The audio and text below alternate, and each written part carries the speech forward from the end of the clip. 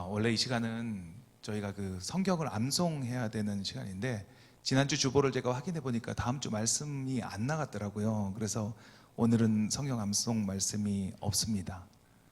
일부 때 이 얘기를 드렸더니 어찌나 좋아하시는지 예, 막 일어나서 막 이렇게 환호성을 지를 뻔한 분들 예, 그게 그렇게 부담이 되시는지 몰랐습니다. 네, 오늘 같이 나누실 말씀을 보도록 하겠습니다. 느헤미야서 1장 4절에서 6절까지의 말씀입니다. 느헤미야서 1장 4절에서 6절까지의 말씀, 제가 가지고 있는 구약 성경 727면에 기록되어져 있습니다. 느헤미야 1장 4절에서 6절까지의 말씀입니다. 느헤미야서 1장 4절에서 6절까지의 말씀, 제가 가지고 있는 구약 성경 727면에 기록되어져 있습니다. 우리 다 찾으신 줄 믿고 세 절의 말씀이니까 우리가 같이 한번 합독하도록 하겠습니다. 시작. 내가 이 말을 듣고 앉아서 울고 수일 동안 슬퍼하며 하늘의 하나님 앞에 금식하며 기도하여 이르되, 하늘의 하나님 여호와, 크고 두려우신 하나님이여, 주를 사랑하고 주의 계명을 지키는 자에게 언약을 지키시며 긍휼을 베푸시는 주여 간구하나이다.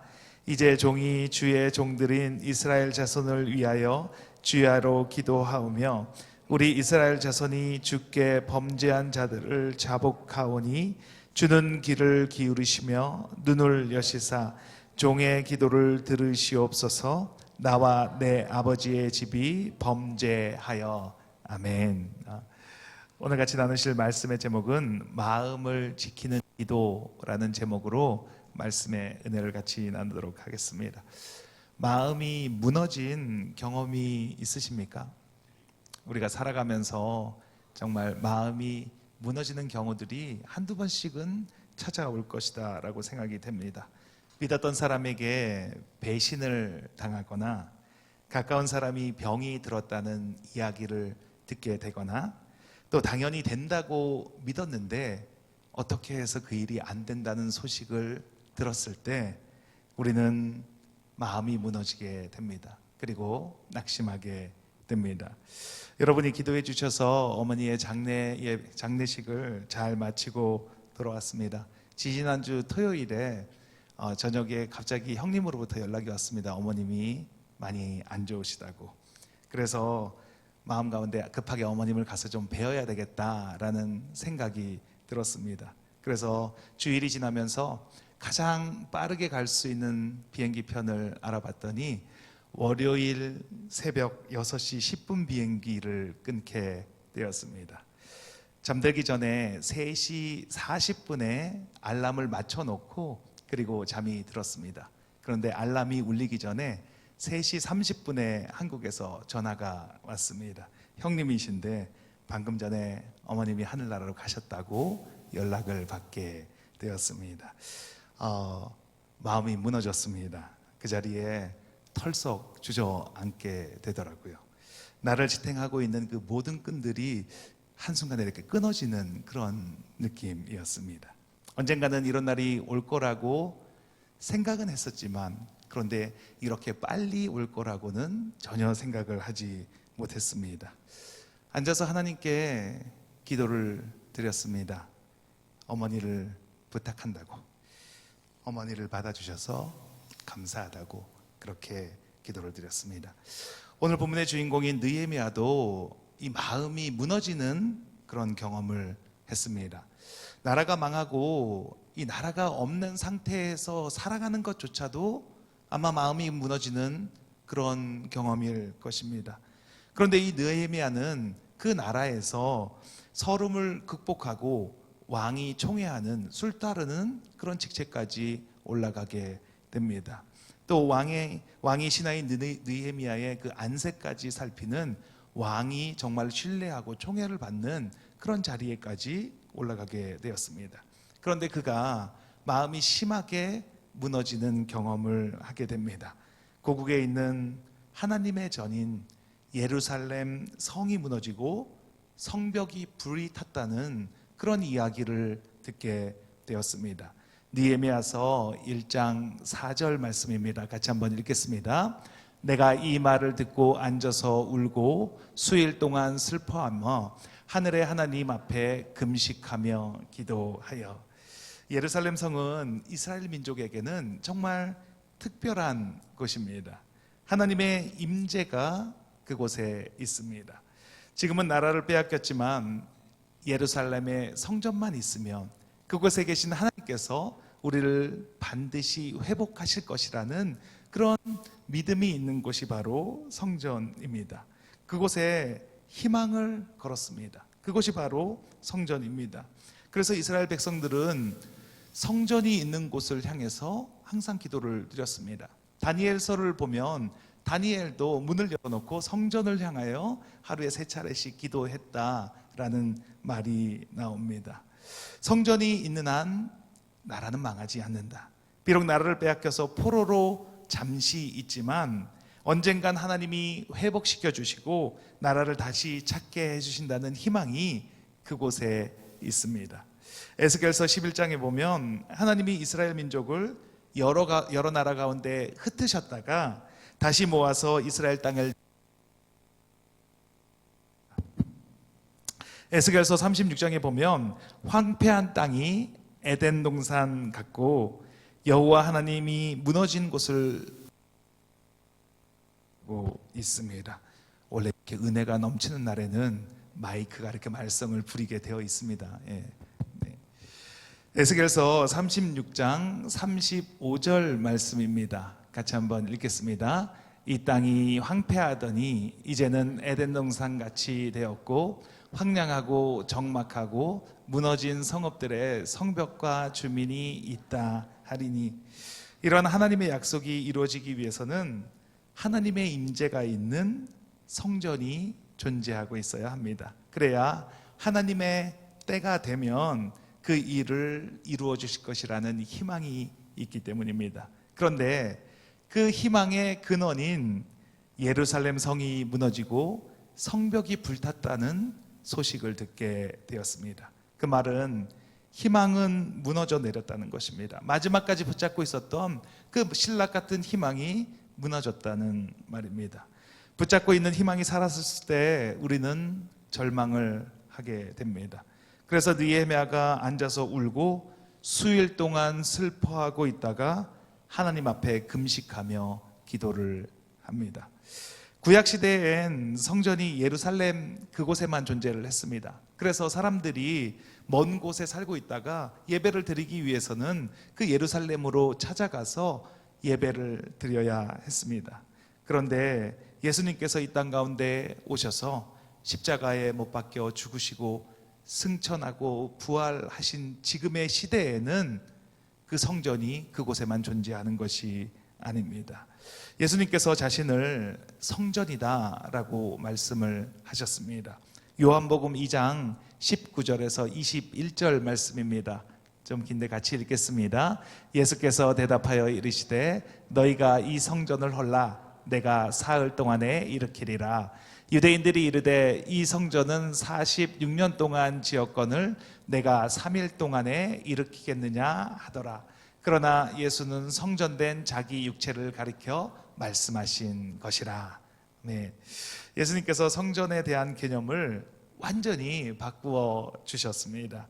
예루살렘에만 존재했던 그 성전, 그곳에서만 예배를 드렸었는데 이제는 어디에서든지 신령과 진정으로 예배를 드릴 수가 있게 되었습니다. 수가성 울뭇가의 여인이 사마리아에 있는 산에서 예배를 드려야 하는지 아니면 예루살렘으로 가서 예배를 드려야 하는지 예수님께 물었습니다. 그때 예수님께서 이렇게 말씀하셨습니다. 사마리아에서도 말고 예루살렘에서도 말고 너희가 예배할 때가 이르리니 예배하는 자가 신령과 진정으로 예배하리라 라고 말씀하셨습니다. 신약의 시대에서 드리는 예배는 눈에 보이는 장소가 중요한 것이 아니라 예배하는 사람이 중요한 시대가 되었습니다. 그 이유는 우리 모두가 다 하나님의 성전이기 때문입니다. 고린도전서 3장 16절에 너희는 너희가 하나님의 성전인 것과 하나님의 성령이 너희 안에 계시는 것을 알지 못하느냐라고 분명히 확인을 시켜주고 있습니다. 그렇기 때문에 우리의 마음의 벽이 무너져 내리는 것은 단순히 한 사람이 무너져 내리는 것이 아니라 하나님의 성령이 거하시는 성전이 무너지는 것이고 예배가 무너지는 것이다 라고 말할 수 있습니다. 느헤미야가 예루살렘 성벽이 무너지고 성문이 불탔다는 소리를 들었을 때 앉아서 울고 수일 동안 슬퍼하며 금식하며 기도했던 것은 그 마음이 무너져 내렸다기보다는 그 안에 있는 성전이 무너져 내렸고 그리고 예배할 처소가 무너졌기 때문입니다. 이때 우리는 기도하며 나아가야 합니다. 느헤미야는 무너진 성전을 재건하기 위해서 왕에게 사실을 말하고 예루살렘으로 가서 성벽을 재건했습니다. 하나님의 성전인 우리의 마음이 무너졌다면 무너진 마음의 성벽을 재건해야 합니다. 그래야 하나님의 성전이 살아나고 예배가 살아나는 것입니다. 오늘 본문에서 느헤미야가 어떻게 성벽을 재건했는지 두 가지를 통해서 같이 살펴보도록 하겠습니다. 첫 번째, 마음을 지키기 위해서는 회개 기도를 드려야 합니다. 같이 한번 읽겠습니다. 회개 기도를 드려야 합니다. 오늘 본문 느헤미야서 1장 6절의 말씀입니다. 같이 한번 읽겠습니다.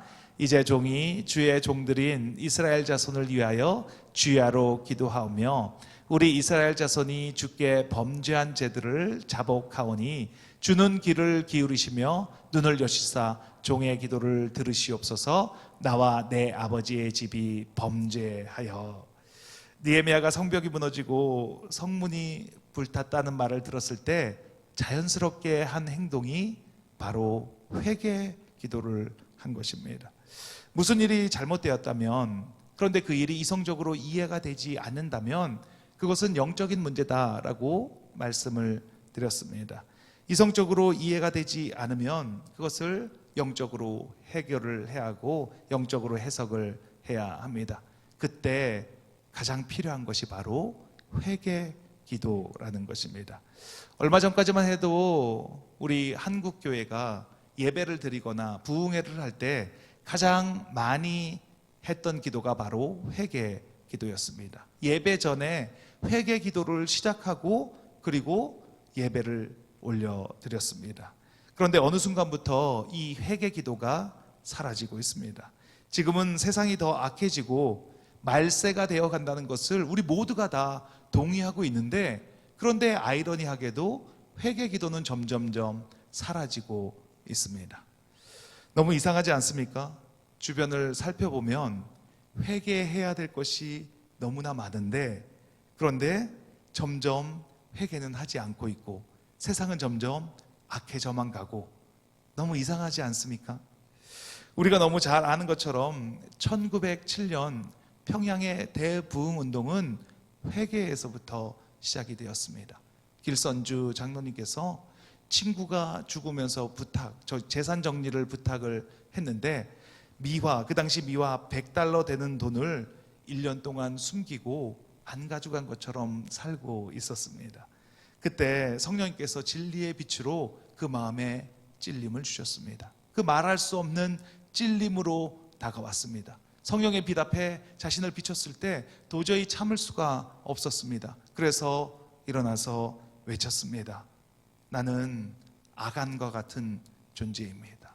내가 성령의 임재를 방해하는 아간과 같은 존재입니다. 이 회개의 시작으로 성령의 불길이 온 사방으로 번져나갔습니다. 은밀하게 숨기고 있었던 모든 죄들을 통해 자복하고 회개했을 때 놀라운 성령의 역사가 일어났습니다.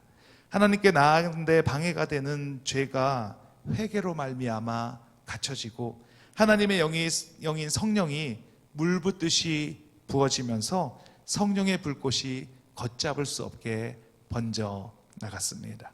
회개할 때 하나님과 나 사이에 막혀있던 그 담이 허물어지는 것을 경험하게 됩니다.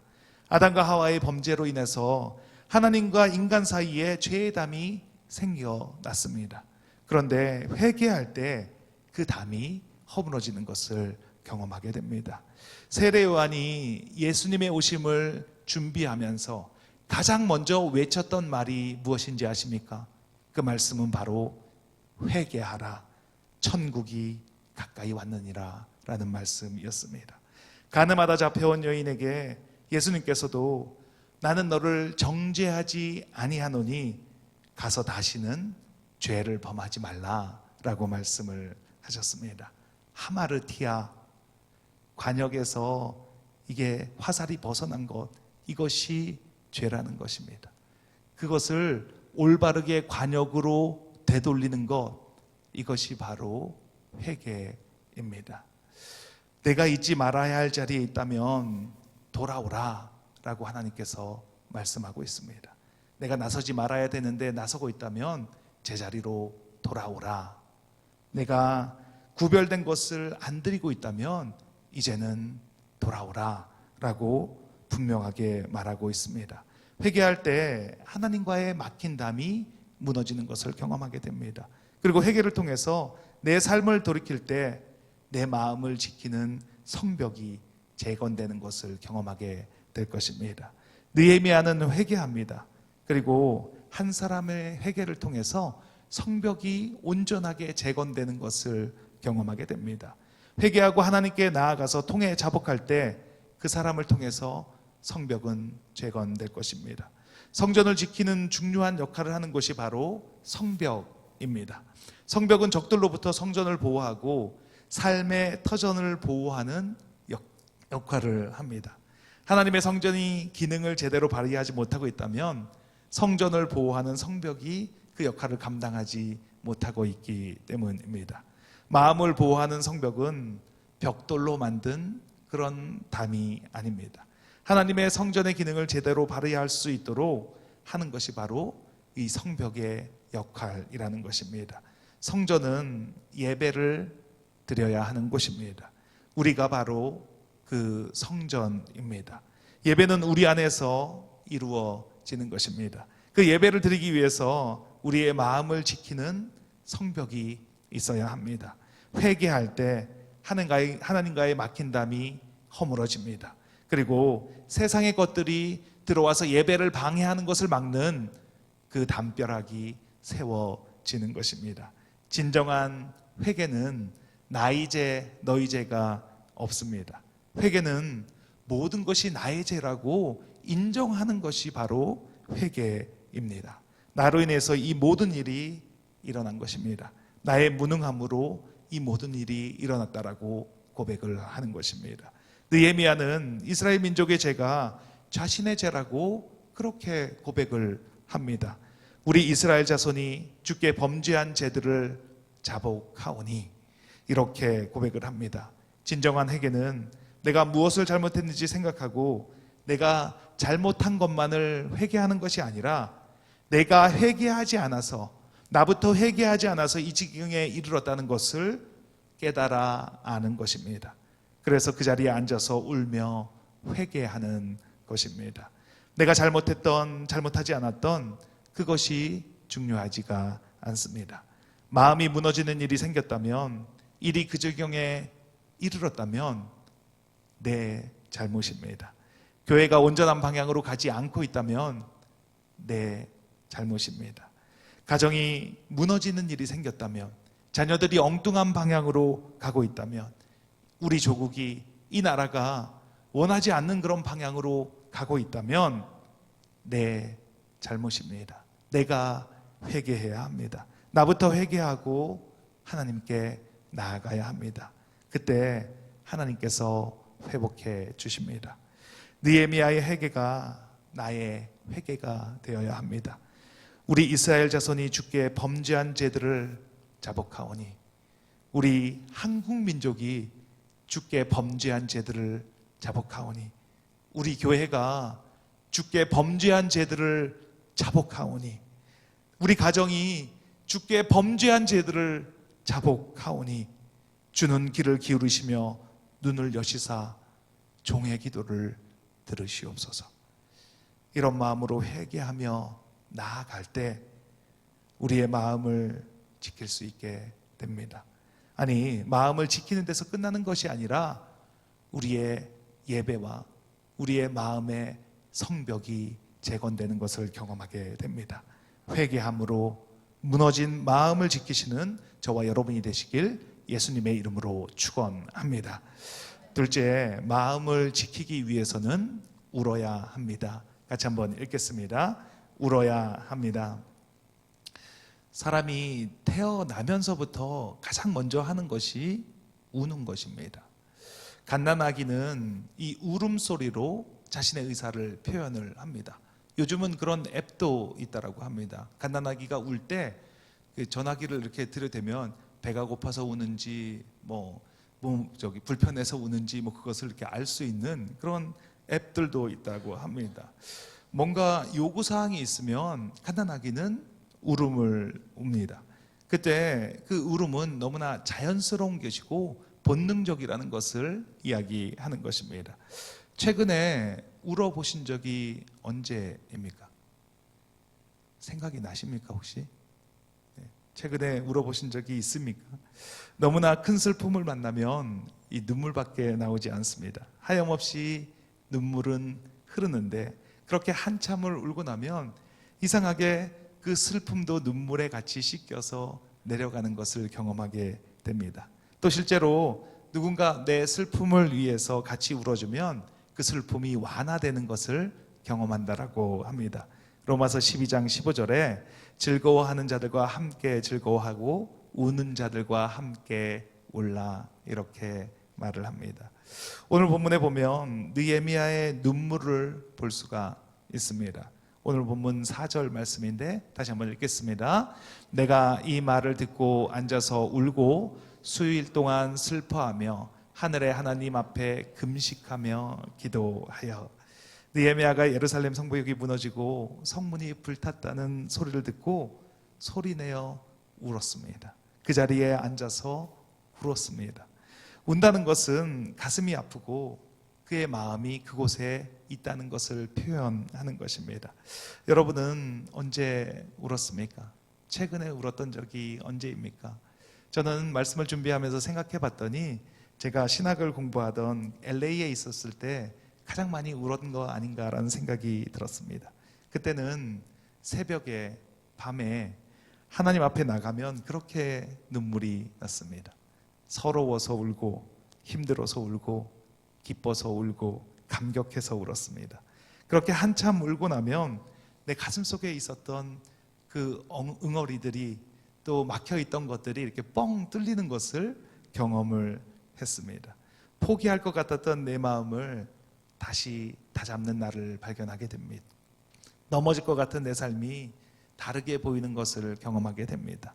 결국 눈물은 내 삶의 에너지와 활력소가 되는 것을 경험하게 되었습니다. 그런데 그냥 우는 것이 아니라 하나님 앞에 나아가서 울어야 합니다. 하나님 앞에 나아가서 울면 새로운 힘을 공급해 주시는 그 하나님을 경험하게 됩니다.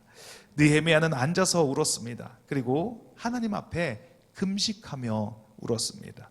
그냥 앉아서 울고만 있었던 것이 아니라 회개하고 기도하며 울었습니다. 느헤미야의 눈물은 바로 하나님의 눈물이었습니다. 하나님을 생각할 때 눈물이 날 수밖에 없었습니다. 그 눈물은 하나님의 눈물이었습니다.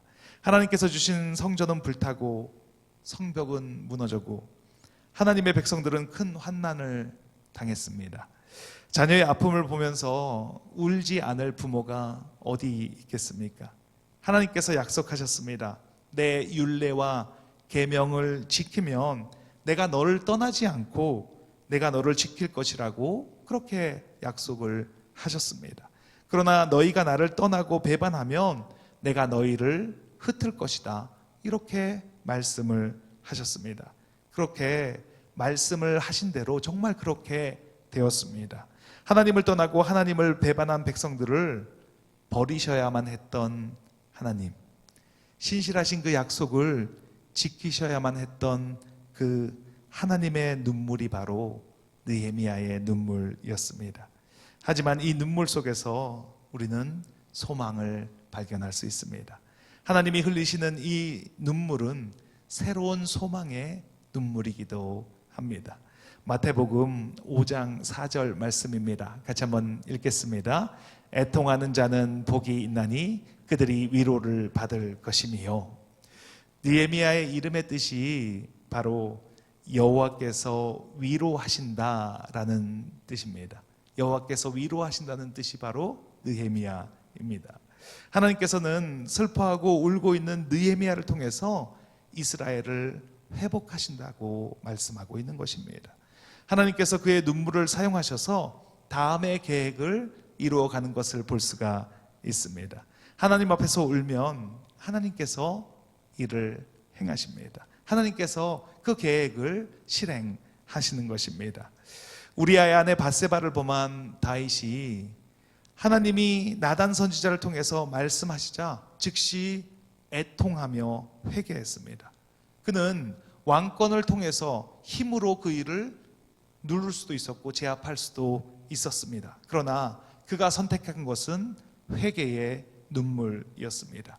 시편 51편은 그때 회개를 하며 지은 시입니다.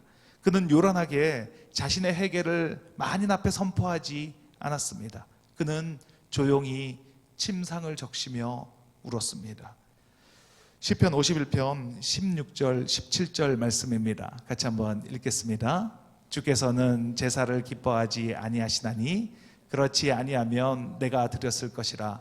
주는 번제를 기뻐하지 아니하시나이다. 하나님께서 구하시는 제사는 상한 심령이라. 하나님이여 상하고 통회하는 마음을 주께서 멸시하지 아니하시리이다. 그렇게 우는 다윗을 하나님은 예면하지 않으셨습니다. 어떤 세리가 기도하러 성전에 올라갔습니다.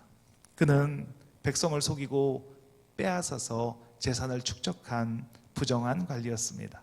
그렇다고 누가 재산을 내어놓으라고 한 적은 없었습니다. 그는 성전 문에 들어서며 양심의 가책을 느꼈습니다. 내가 무슨 면목으로 하나님께 복을 구한단 말인가. 그는 감히 앞으로 가지도 못하고 제일 뒤에 서서 기도를 했습니다. 가슴을 치며 회개하며 하나님께 기도했습니다. 그때 하나님이 말씀하셨습니다. 바리새인의 기도보다 이 세리의 기도를 응답하여 주셨습니다. 성경에 많은 사람들이 애통하며 하나님께 나아갔습니다. 회개의 울음으로 나아갔습니다. 이 울음은 인생의 전환점이 됩니다. 세상 사람들에게는 이 회개의 울음이 없습니다. 세상 사람들은 이 애통을 거부합니다. 애통하기보다는 오히려 웃음을 쫓아갑니다. 세상의 그 하찮은 웃음을 쫓아갑니다. 그래서 인생의 말로가 비참한 눈물로 끝나는 것입니다. 성균관대 의대 이병욱 박사라고 하는 암 전문가가 계십니다. 그분이 책을 썼는데 책의 제목이 울어야 합니다 라는 책입니다. 그 책에서는 이렇게 말을 합니다. 칠무가 중요하다. 무조건 우십시오. 무차별적으로 우십시오. 무시로 우십시오. 무수히 우십시오. 무릎을 꿇고 우십시오. 이것이 중요하다라고 합니다. 그냥 속상해서 울 때는 속상한 일만 생각이 나는데 무릎을 꿇는 순간 다른 사람이 나에게 잘못한 것만 생각나는 것이 아니라 무릎을 꿇는 순간 내가 다른 사람을 아프게 하고 다른 사람을 놀라게 했던 일들이 생각이 난답니다. 그러니까 무릎을 꿇으십시오 라고 말합니다. 6번째, 무안을 당하더라도 우십시오. 내가 주책 없이 울고 나면 나중에 사람들이 나를 뭐라고 생각할까 그런 거 신경 쓰지 말고 우십시오. 7번째, 무엇보다도 먼저 우십시오. 우는 것이 우선이라고 말을 하고 있습니다. 많이 울 때 건강을 회복할 수 있습니다. 많이 울 때 행복해질 수 있다라고 말을 합니다. 여러분과 제 삶에 문제가 있습니까? 마음이 무너지셨습니까? 그러면 울어야 합니다. 내 가정에 문제가 있습니까? 그렇다면 우십시오. 그냥 우지 마시고 하나님 앞에 나와서 우십시오. 무릎을 꿇고 눈물로 기도하며 우십시오. 하나님께서 반드시 회복시키시고 고쳐주시고 온전하게 하여 주실 것입니다. 하나님께서 원하시는 것이 바로 그것입니다. 나에게 와서 울라. 내 앞으로 나와라. 내 앞으로 나와서 내 앞에서 울어라. 그러면 내가 회복시키고 고쳐줄 테니 나에게 나와라. 마음을 지킬 수 있도록 붙잡아 주시는 분은 하나님입니다. 그 하나님 앞에 나아가서 울고 기도함으로 마음을 지키시는 저와 여러분이 되시길 예수님의 이름으로 축원합니다. 같이 기도하는 시간을 갖도록 하겠습니다. 하나님 감사합니다. 살아가면서 마음이 무너지는 것을 경험합니다. 내 힘으로 어떻게 할 수 없는 상황을 만납니다. 그때 나는 어떻게 했습니까? 먼저 회개를 통해서 마음의 담을 풀고 하나님께 나아가요. 회개를 통해서 마음의 생명을 제거해요. 그리고 하나님 앞에 하나님 앞에서 올 때 하나님이 마음을 부어주시고 나를 사랑하시고 내가 아파하는 것보다 더 아파하시는 하나님의 마음을 보게 됩니다. 그때 해결의 길이 열리고 하나님의 인도하심을 무너진 성벽이 재건되고 막혔던 하나님과의 관계가 회복되는 것을 경험하게 됩니다. 기도하면 들어주시는 주님께 주님 한번 외치시고 통성으로 기도하시겠습니다. 주여 하나님 감사합니다. 하나님 감사합니다. 이 시간 이곳에 하나님의 나라가 있음을 선포합니다.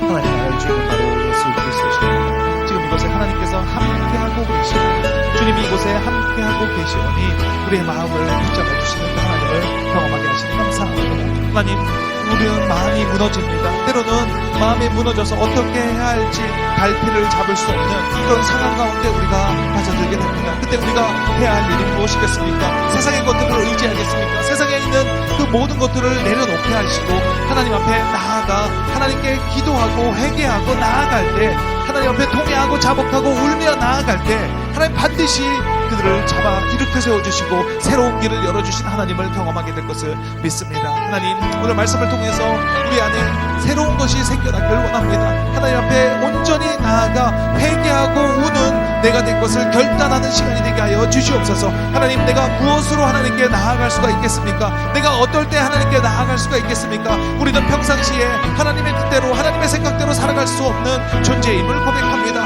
우리는 너무나 무력하고 너무나 미미한 존재인 것을 고백합니다. 하나님 앞에 나아갈 수 있도록 우리를 통하여서 역사하시는 그 하나님을 경험하게 될 때마다 하나님 앞에 나아가 회개하고 무릎 꿇고 나아가 하나님께 물며 하나님께 매달리는 우리 모두가 될 수 있도록 하나님 함께하여 주시옵소서. 하나님, 그것을 통해서 역사하시는 하나님을 경험하게 될 것을 믿습니다. 하나님, 지금 이 시간에 울고 싶어도 울지 못하는 사람들 하나님 앞에 나아가 통회하고 울 수 있는 그런 마음을 허락하여 주시옵소서. 하나님 앞에 목을 내어 울고 나아갈 때 하나님께서 반드시 그 울음을 통해서 하나님 그것을 통해서 역사하시는 하나님을 경험하게 될 것을 믿습니다. 하나님 앞에 회개해야 합니다. 나의 죄뿐만 아니라 내가 속해 있는 공동체를 통해서 내가 속해 있는 나라를 통해서 그 어떤 것들도 하나님이 나에게 잘못하신 것이라는 것을 깨닫게 하여 주시고 나의 죄인 것을 내가 하나님 앞에 고백하고 나아갈 때 나의 그 회개를 통해서 역사하시는 그 하나님을 경험하는 좋은 시간이 될 것을 믿습니다. 하나님 감사합니다. 이 시간을 통해서 온전히 역사하시는 그 하나님을 경험하는 시간이 되게 하여 주시니 감사합니다. 하나님, 통회하고 자복하고 하나님 앞에 나아가 울고 회개하고 기도하고 나아갈 때 하나님 반드시 이 시간을 통해서 역사하시고 회복하신 하나님을 경험하는 우리 모두가 될 것을 믿습니다. 하나님, 마음이 무너졌다면 그것이 기회입니다. 마음이 무너져 내렸다면 그렇다면 하나님께 나아갈 수 있는 좋은 기회인 것을 알게 하여 주시옵소서. 회개할 기회고 회개할 찬스입니다. 하나님 앞에 나아가 울 수 있는 찬스입니다. 그것을 통해서 하나님 나의 삶을 돌이키시고 나의 삶을 밝혀서 하나님께 나아가게 하시는 좋으신 하나님을 경험하게 될 것을 믿습니다. 하나님 감사합니다. 하나님 감사합니다. 말씀을 들려주게 하시고 그 말씀을 통해서 온전히 삶을 돌이키는 우리 모두가 되게 하여 주시옵소서. 주님 감사합니다. 아픈 곳이 있으시면 우리 위에 손을 얹으시고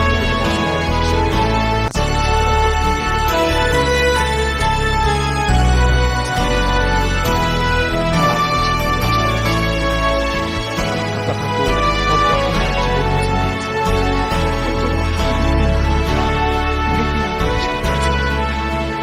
때 막혔던 관계가 회복됨을 믿습니다. 어긋났던 것들이 바르게 됨을 믿습니다. 있어야 할 자리에 있게 하시고 하나님의 것을 올바르게 드리게 하시고 하나님 앞에 울게 하시니 감사합니다. 하나님 앞에서 울 수 있다는 것이 얼마나 큰 특권인지 깨닫게 하시고 그 울음을 통해서 회복하시는 하나님을 경험하게 하옵소서. 이곳에 하나님의 나라가 임했음을 선포합니다. 하나님 나라의 주인은 예수 그리스도십니다. 나사렛 예수 그리스도의 이름으로 명하노니 육신의 질병이 깨끗하게 되었음을 선포합니다. 그가 찔림은 우리의 허물 때문이요 그가 상함은 우리의 죄악 때문이라. 그가 징계를 받음으로 우리는 평화를 누리고 그가 채찍에 맞음으로 우리가 나음을 입었도다. 머리끝부터 발끝까지 예수 그리스도의 정결한 보혈의 피를 뿌리고 바르고 덮습니다. 암세포가 소멸되었음을 선포합니다. 허리통증이 사라지게 하시니 감사합니다. 당뇨병이 떠나가게 하시고 고혈압이 깨끗하게 치유되게 하시니 감사합니다. 두통이 사라지게 하시고 기관지가 깨끗하게 치유되었음을 선포합니다. 알러지가 떠나가게 하시니 감사합니다. 어지럼증에서 회복되게 하시니 감사합니다. 소원과 기도 제목을 가지고 손을 얹었습니다. 불안한 마음, 억울한 마음, 분한 마음, 두려운 마음이 떠나갔습니다. 용서하지 못하게 하는 마음 사라지게 하시니 감사합니다. 사랑으로 행하지 못하게 하는 더러운 영 지금 이 시간 묶음을 놓고 떠나갈지어다. 하나님 나라에서 이루어진 것이 이 땅에서 이루어졌음을 선포합니다. 그것을 증거하게 하시니 감사합니다. 예수 그리스도의 이름의 권세가 믿어지게 하시고 입으로 선포하게 하시고 그것이 그려지게 하시고 그 삶을 살아가게 하시니 감사합니다. 예수 그리스도의 이름으로 기도합니다.